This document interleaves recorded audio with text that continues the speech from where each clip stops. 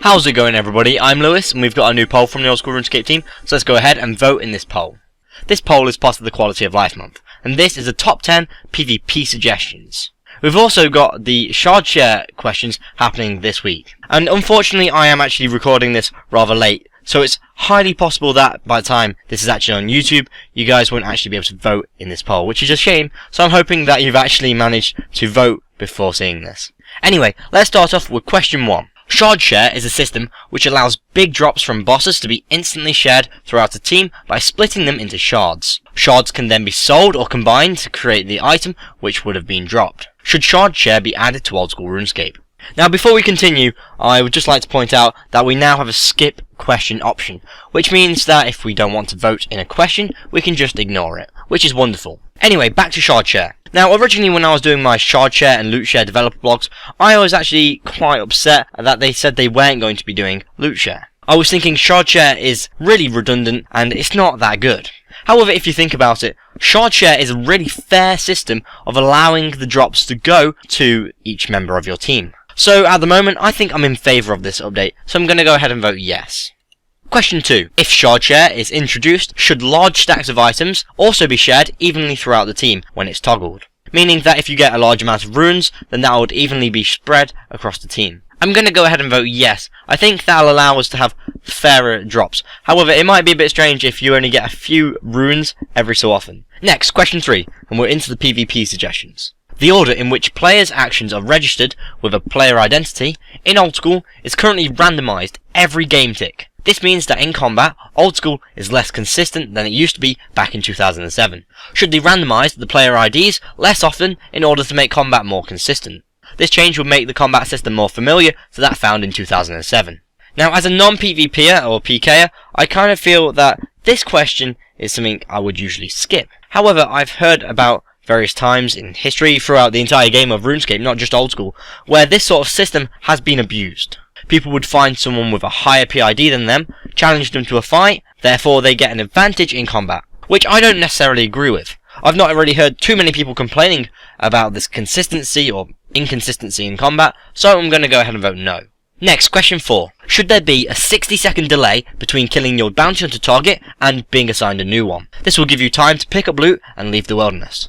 I'm going to go ahead and vote yes. I think a little bit of time just to get to grips with where you are is quite a good idea. Although 60 seconds seems like quite a bit in respect to if you're in low level wilderness, you could just teleport out. So I'm thinking something like 30, maybe even 20 seconds would be better. Question 5. Should it only be possible to be assigned a bounty hunter target if they're below level 15 wilderness? Now this question strikes me as a little bit odd, because in Bounty Hunter Worlds, or the Bounty Hunter World, the entire wilderness is the area where the PvP happens. And that is where you get your bounty hunter targets. So I don't understand why you'd want to restrict that to below level 15 wilderness. I understand it's easy to find someone in that area, but I think that that will give some kind of protection to people that are going further into the wilderness and they won't be assigned as a target. So I'm going to go ahead and vote no.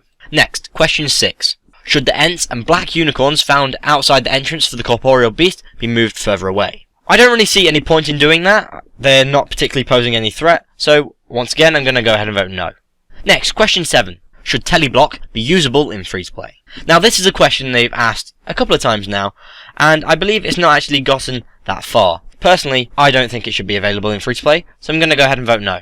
Question 8. Seeing when a teleblock is successfully cast is currently quite difficult. Should an additional animation play to indicate when a teleblock is successful? I'm going to go ahead and vote yes. I imagine that's quite annoying if you try and teleblock someone and you're unsure if you've done it or not, so you might try and teleblock them again, and really you want that time to actually cast a different spell if it was successful. Next, question 9. Should the skeletons and scorpions found in Edgefill be made non-aggressive on World 318, which is the Bounty Hunter world?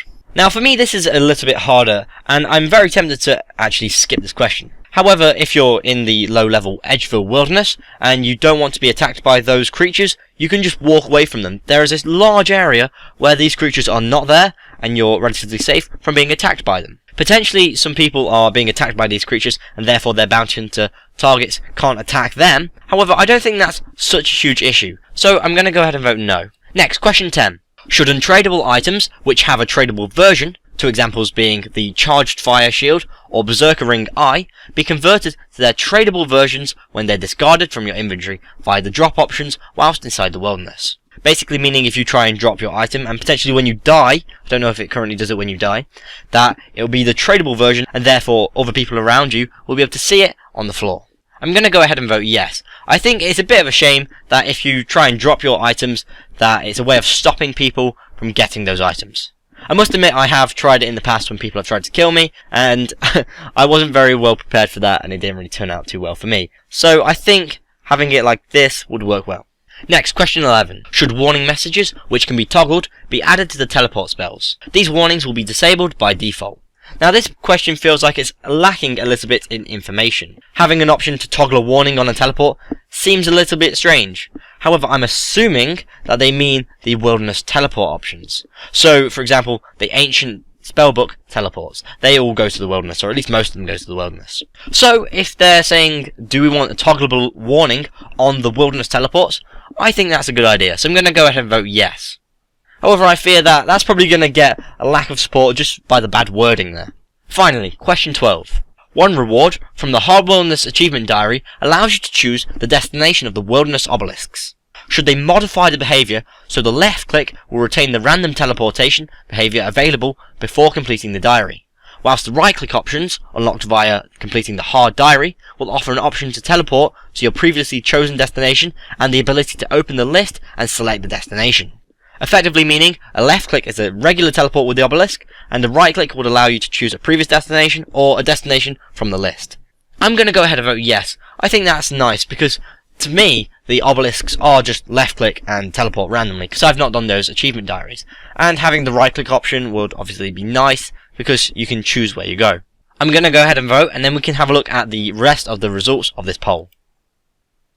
So far, we've had 31,723 votes. 55.8% of those want shard share to be introduced to old school RuneScape, and 60.8% want stacks of items to be shared if shard share comes into the game.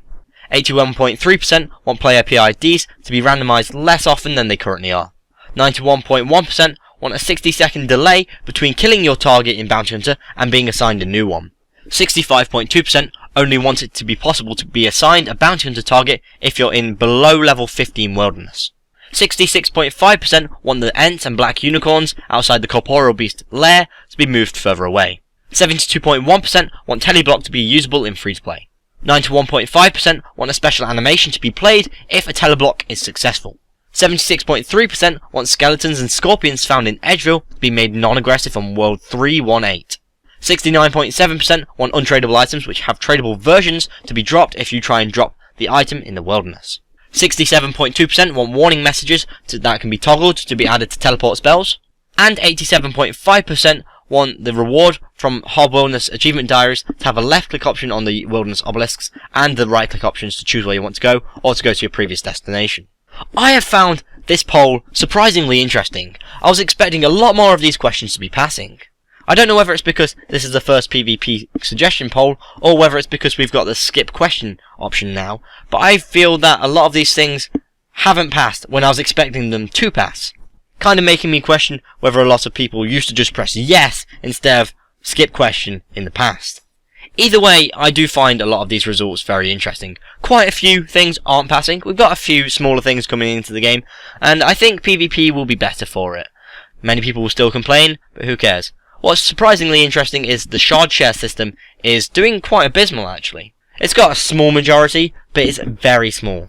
However, I'm not completely surprised. Many people really like loot share, and when they said they were going to do shard share, myself and many other players were a little bit, I guess, disappointed and a bit shocked that they were saying that. Although they obviously said that because they looked at the feedback they had in the forums, Reddit, Twitter, etc. and decided that shard share would probably do better in a poll. If that's the case, then I can't imagine what the loot share poll would have looked like. Either way, I don't think it would have affected how I would have personally voted. So like I said at the start of this video, I don't think there's actually that much time for you to vote in this poll when this video comes out, but if it is still open, it's closing on Monday the 15th of February, if it's still open, you can get in and actually make a difference, because this is a community game and every single update is added and voted on by the community. If you want to watch the latest old school RuneScape update, please click here for tournament stats and skilling quality of life. And if you want to watch the developer blog for shard share, please click here. If you've enjoyed this video, please like and share, and if you want to keep up to date with the old school RuneScape updates, devlogs and polls, please subscribe. I've been Lewis, thanks for watching, goodbye.